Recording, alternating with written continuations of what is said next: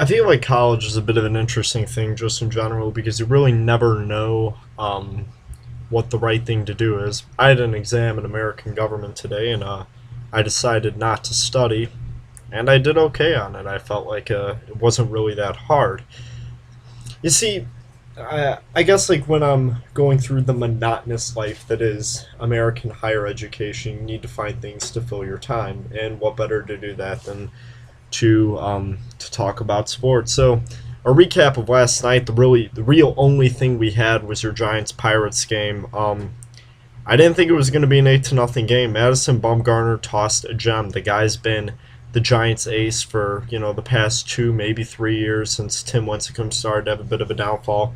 So you're seeing a guy that's really put himself together, and he looks like a postseason performer. Remember, for the first half of the season, maybe a little less than the first half, definitely the first 2 to 3 months, San Francisco was the team to beat in the MLB and especially the NL, and they look like they can continue that. They really dominated Pittsburgh in their own house last night. That definitely makes a statement, and I really like the way Madison Bumgarner played. You're looking at just contributions across the board. Good game by Brandon Belt, good game by Hunter Pence, and I was able to silence Pittsburgh and the sold-out PNC Park that was there last night. So Pittsburgh does not have the same fate as they did last year. They are not going to the division series in 2014. In other news today, we finally start the division series. We have Detroit at Baltimore. Baltimore being the second-seeded team in the American League, and they have home field advantage, a 96-win team this year, and we're facing Detroit. Now, I always talked about how Baltimore was struggling with pitching. It was weird because if you look back at like the past 7 to 8 years, it always seemed like Baltimore was loaded with all these pitching prospects, and that really doesn't seem to be the case. At least it hasn't come to fruition, and that's really how it's been. Max Scherzer's taking the mound for Detroit. He's facing Chris Tillman. Detroit is a very threatening rotation, and it's going to be pretty tough for Baltimore to win this game. It starts at 4:37 Central, 5:37 Eastern. My overall prediction for this game, though, I think you're going to look at a Detroit team that's hungry to win. They've won the division. This is their fourth year in a row that they've won this division. They're going to want to make a significant improvement. And I'm going to go with a Detroit upset win in this game. You could watch it on TBS, but I'm going to go with Detroit winning this game by a score of 6-2. I think Baltimore's going to have a tough time against a powerful strikeout pitcher like Max Scherzer, who should be hitting the free agent market this year. And then you got the Royals and the Angels.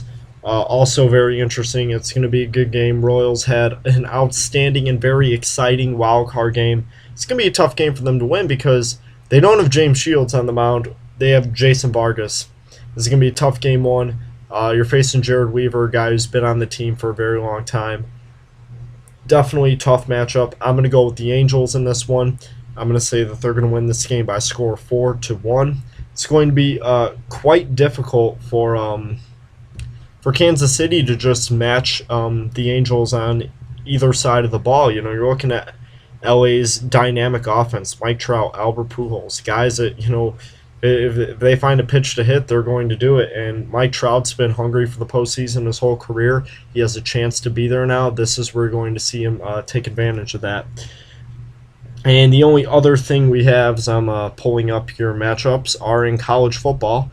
As far as like Saturdays go for college football, I'm just going to go through like the Power 5 matchups, but because there's only 3 games on Thursday, which really only one of them is a Power 5 matchup, so that's going to be the only one I talk about. You got Central Florida taking on Houston at ESPN at 6 o'clock. Florida Atlantic and Florida International will also be playing at 6 o'clock. But then you have Arizona and second-ranked Oregon. They're playing at 9:30 on ESPN. Arizona's a strong start to their year. That's really it's really impressive that they've been able to put that together. But you're playing the second best team in the country, what most people, not most, but a good amount of people argue is the best team in the country. Oregon really hasn't missed a beat this year. You're going to Mariota, who's had over 1,100 passing yards and 13 touchdowns. Arizona has been quite a strong team so far this year. Pac-12 has been notorious for teams that's clashing and beating each other, but this Oregon team looks like it can be a national championship contender. So I think you're going to see Oregon win this game. The over-under is set at 82.5. which is rather high. But you see, the game's being played in one of the loudest places in college football, Autzen Stadium in Eugene, Oregon. And I'm going to go with a decisive win for Oregon in this game. I'm saying it'll be by the score of 45-17. It'll be a little tough for Arizona to keep pace with what is a significantly better team. So that's what I think is going to go on there. The feature story for today, being a Chicago Cubs fan, I'm almost inclined to talk about my team. Jed Hoyer and Theo Epstein have made headlines the past few days by saying that they expect the Cubs to contend for the National League Central title in 2015. This shows a lot of optimism. It shows a lot of willingness to step forward. They have a team that definitely has a bright future. You're looking at Javier Baez, looking at Chris Bryant, Arismendi Alcantara, Jorge Soler. Countless guys that are going to make a difference on this team in the future. They're looking to make the offseason moves. You have John Lester, you have James Shields, you have Max Scherzer, 3 guys around the market. Those are guys that the Cubs are going to want to pursue to be able to formulate a strong rotation. You add that to an already existing Jake Arrieta, Kyle Hendricks, see who's going to get that 3rd spot. You're looking at a really, really strong rotation next year for what should be a very offensively strong team. So I don't think that Theo Epstein's out of line by any means to say that he thinks the Cubs can compete in that division. So that is basically all I have for today. Make sure to check out the baseball games. 4:37 p.m. tonight. You're looking at Detroit and Baltimore. Chris Tillman, Max Scherzer, and then don't forget later Royals Angels. Jason Vargas takes on Jared Weaver. Make sure to check out Arizona and Oregon at 9:30 p.m. Central, 10:30 Eastern on ESPN. Oregon, the second-ranked team, look to keep themselves undefeated and move up to 5-0.